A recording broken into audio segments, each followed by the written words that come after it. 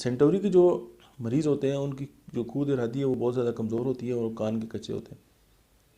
یعنی ایسے لوگ جن کی اپنی کوئی مرضی نہیں ہوتی۔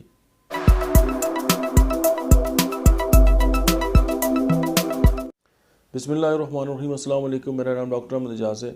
اور میں اسمیل یومی کلینک سے بڑوا سے بات کر رہا ہوں۔ آج ہم نے جو بیچ فلاور ریمیڈیز کا جو سلسلہ سٹارٹ کیا ہے اس کے سلسلے میں جس دوا کو نمبر 4 پہ ہم ڈسکس کریں گے اس کا نام ہے سینٹوری۔ سینٹوری کے جو مریض ہوتے ہیں ان کی جو قوت ارادی ہے وہ بہت زیادہ کمزور ہوتی ہے اور کان کے کچے ہوتے ہیں،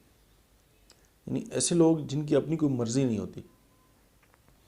اور وہ دوسروں کی جو بات ہے نا اس کو ماننے سے انکار بھی نہیں کرتے، خواہ اس کے خلاف ہی کیوں نہ ہو،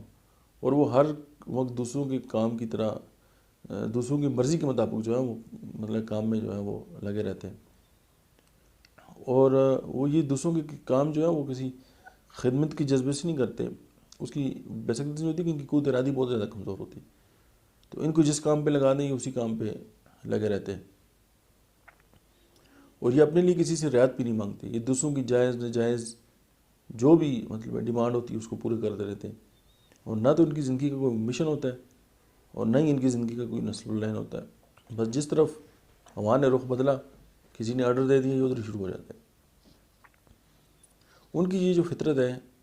جہاں معاشرے میں خود غرض اور نکمے لوگوں کو پیدا کرتی ہے وہاں ان کا اپنا وجود بھی جو ہے وہ ختم ہو جاتا ہے، اور ان کی چونکہ ان کی باڈی کے اندر لیک آف ول ہوتی ہے یا ول آپ کہہ سکتے ہیں، مطلب ان کی جو ول ہے وہ بہت زیادہ ویک ہوتی ہے اور یہ غلاموں کی طرح زندگی گزارتے ہیں،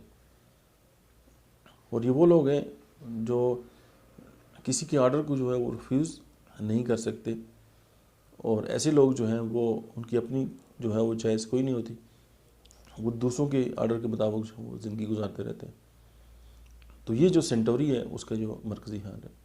آج کے لیے اتنا ہی، تھینک یو ویری مچ۔